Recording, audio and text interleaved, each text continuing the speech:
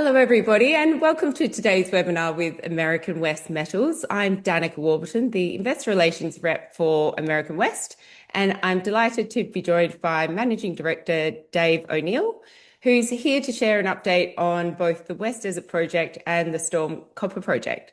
Thanks, Danica, and thanks everyone for joining. It's been a little while since we did one of these, and we're trying a slightly different format today with a little bit of a video in there as well to take people into the West Desert where we're drilling at the moment. So what I'll do, very quick introduction and overview of where we're at with things, Storm and West Desert, and then we'll get into the Q&A section, which I'm really looking forward to. I really like that format where people can ask the direct questions of us and it's a bit more to and fro, and I don't have to hear my own voice the whole time.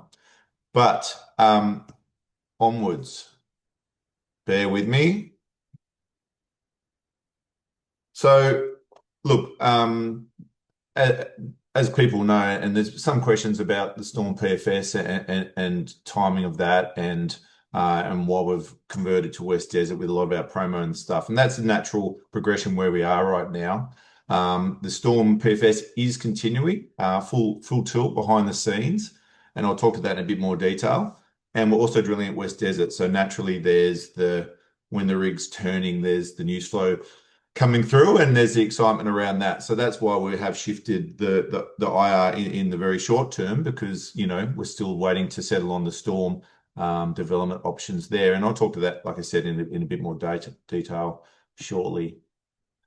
So West Desert, we are drilling. Drilling's going well. We're progressing very rapidly now, and investors would understand that we've just done a recent 10 million placement. And a lot of that is because of the early success of the project and the wanting to really extend that program without any limits on capital. You'd hate to start getting results and then have to do another capital raise on the back of that. It might cap the price and the market capitalization, etc. So getting it in now gives us that runway, allows us to execute without any overhangs. Maybe it's best that I just refresh everyone's memory on what West Desert is as it stands today. And back in 2022, we obviously did the drilling around the initial deposit. There was an existing deposit that when we purchased the project, we put a JORC compliant resource around that, and that's really defined what it is today, which is 1.3 million tons of zinc, plus copper, silver, and gold, but also around 24 million ounces of indium, and that's the unique part of West Desert. So it is one of the largest deposits in the USA. And look, and it doesn't sort of stand there with just indium. There's a lot of other metals in there, gallium, germanium, and tellurium, which we haven't really assessed in detail yet. But look, this essentially is a base metal deposit. And if investors saw our video that we put out last week, these systems are polymetallic. They don't rely on one metal for the value or price setting, etc., etc. So this is a typical porphyry system with the skarn, high-grade skarns around it. And that's where we see the growth opportunity here. And that's what we're seeing with our first drill hole. So just to refresh, this was a historical mining district back in the early 1900s. There are existing zinc, silver, lead mines there. They're on the periphery of the mineral system. We're very close to Bingham Canyon and Tintic in Utah, and close to rail. And we've got power, we've got water, and it's very well set up from an infrastructure point of view. Everyone, I imagine, on this call understands what indium is used for, but it's particularly becoming more prevalent and a higher value commodity now with the exponential growth in stealth aircraft and semiconductors and solar panels, etc. I won't talk too much about the dump sampling in the interest of time, but there is a very unique opportunity at West Desert. Like I talked about, we do have the existing mines there. There's a significant amount of spoils left there. Back in the day, they only mined what they could see and therefore threw a lot to waste dumps. And you see that with the gold mines around Western Australia, etc. And so we've sampled those. They're very high in zinc, lead, silver, as you can imagine. But also, and this is what the old timers didn't realize, is that there's also very high tellurium, germanium, and indium. And so we're looking at that. We've taken some samples. We're going to get them processed in the nearby labs and just see how, what we can do with these, because the US government is providing funds for mining companies to rehabilitate some of these old mining dumps and giving them money to remove these spoils. And so if we can get paid to remove them and then make money from them, then that could be an easy win and an early stage opportunity for West Desert while we look at the bigger project. So that's what, West Desert, like we talked about quickly there, it is a big deposit as it stands today. And, certainly that first drill hole that we've drilled suggests it's only going to get bigger. It's in two main areas. We have the deep zone, which is sort of a part of a carbonate replacement deposit. It's sort of in sort of stratiform, and it sort of sits within the sediments. You can see the sort of curved form of that there. And the main deposit, which is a skarn, it sits on the edge of a porphyry. It's magnetite rich, which is an important bit that I'll talk to. And then we have that blue zone there, which is the oxide part of the deposit, which we're looking at with these waste dumps and et cetera, and on how to sort of maximize getting critical metals out of those materials up in that part of the deposit. So this is, and I'm glad I can actually talk to this slide with a bit of arm waving, but you can see the West Desert deposit there. And look, as I said, the skarns at West Desert and around Bingham Canyon and Tintic are magnetite rich, and so they have a distinctly high magnetic signature, as you can imagine. This image you see here is a magnetic image. You can see there in the black dashed line, that's the outline of looking down on the West Desert deposit as it stands today. You can see the little black dots there where the drill holes lie. We did you can see, obviously, there's a very distinct magnetic anomaly going about 4 kilometers to the edge of our project tenements, in fact. And we decided to step quite a way out, fairly risky drill hole in the scheme of things. But this is what we're all about. We don't want to just incrementally grow this thing. We want to see how big it can be very quickly on. And we stepped 400 meters out, and we've hit mineralization looks very, very similar to the West Desert main deposit there. So not part of the carbonate replacement down the bottom, the laminated stuff. It looks like more like traditional skarn. And so almost 80 meters of that material. So that's very significant. We've only got one hole in that entire margin, as you can see there. So that's a fairly big step out. And obviously, it's not in the best part of the magnetics as well. So as you can see there from around there as well, there's quite a few drill holes outside of the West Desert deposit that have hit high-grade mineralization.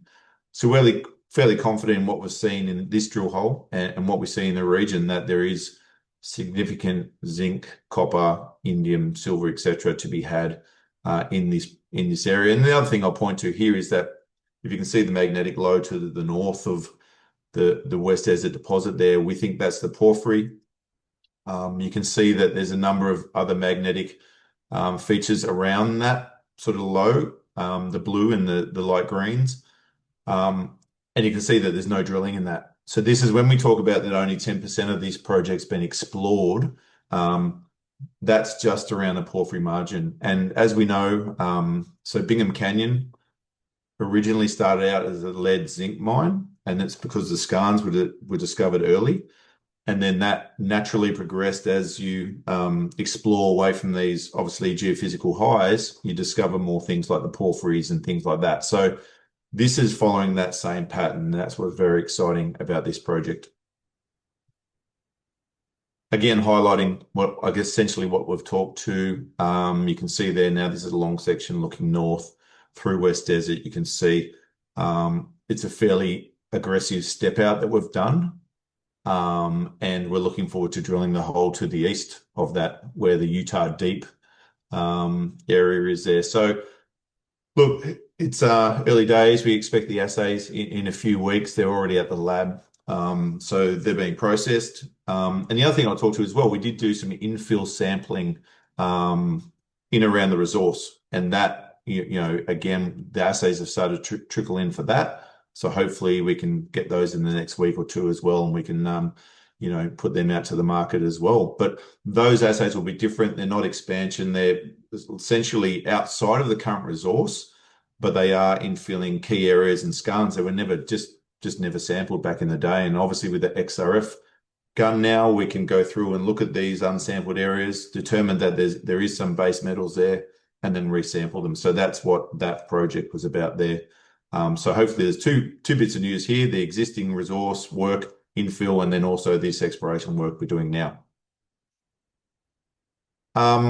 Interest of time, I'll just move quickly. So Storm. So we haven't been sitting still on Storm, and we have missed our date of the PFS, and that is really because it's presented a couple of number of extra opportunities for us. As you guys obviously understand, the original concept was around this fairly small scale in the scheme of things, beneficiation plant, which would put out a DSO type product. That's still absolutely the case, and we're assessing that. But also what the resource growth has done is obviously presented a different opportunity, which is a slightly bigger mine. We're sort of sitting in that 300,000 tons of copper now, but also the grades come down. And so what does that look like from a development point of view? What is the threshold to develop that further? And so we've gone, down a few metallurgical rabbit holes trying to get the best we can with this beneficiation, sticking with beneficiation, so not going to full flotation, etc. So it's generated two opportunities for us, and we're very close to defining, which one is the best pathway forward. Remembering that, what we're looking at now is phase 1 for Storm. Obviously,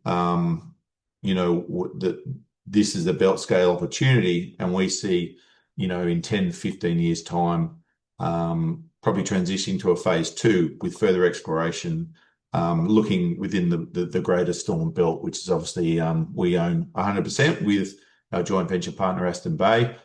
But that'll take more capital, and rather than go back to the market and tap you guys on the shoulders all the time, we prefer to see what phase 1 does, what the best opportunity it presents to us, and put the best foot forward for Storm so we can fund the exploration and expansion into the regional areas. So that's where we're at. We're very close, and I do urge patience. We want to do it right first time. We don't want to have to go back and reassess things in the next phase. So what that looks like for permitting, I know there's a couple of questions of permitting. I'll touch on some of that now. Is that we've got the exploration permit approved. That's been fully approved for the coming years, and the pre-development work. And now we've got the mine application has actually been submitted as well. So that's in with the Nunavut Planning Commission. The next stage is the NERB. That's usually a 2-year timeline. That's already been past a few hurdles in there, and we're just waiting to see once we finalise the mine design, that'll push that forward. So it's all happening behind the scenes. Like I said, patience. Good things come to those who wait, hopefully. So keep an eye out for further news on that. But that might take us to the Q&A section, and I might just flick through slides as they become relevant, and we can talk to rather than just look at my head, we can look at interesting Perfect. slides. Sounds good, Dave. Thank you. And thanks to everyone who sent through questions. Firstly, Dave, what's the delay? This one's from Jill and Vincent. They've asked what is holding up the Storm PFS and what aspects have required more work than expected.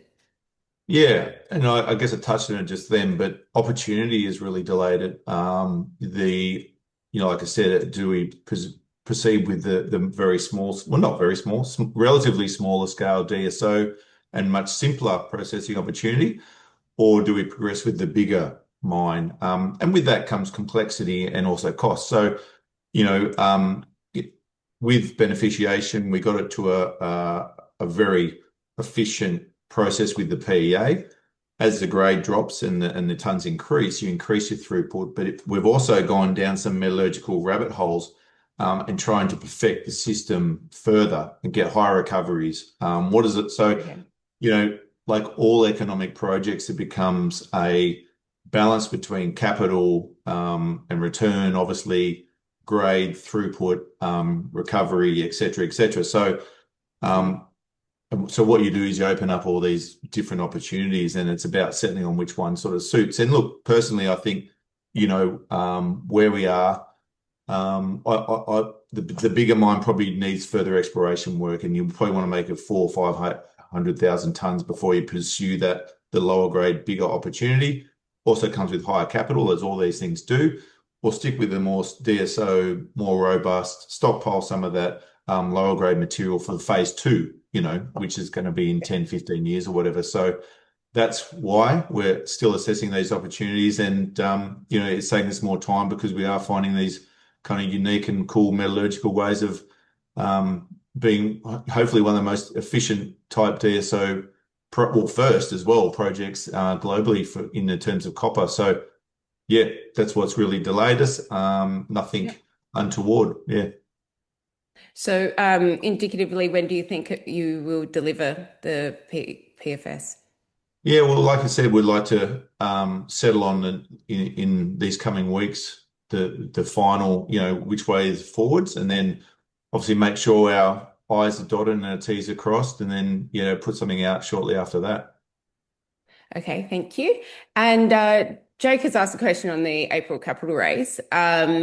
He wants to know why the capital raise was completed before the pre-feasibility study disclosure rather than after at a potentially higher price.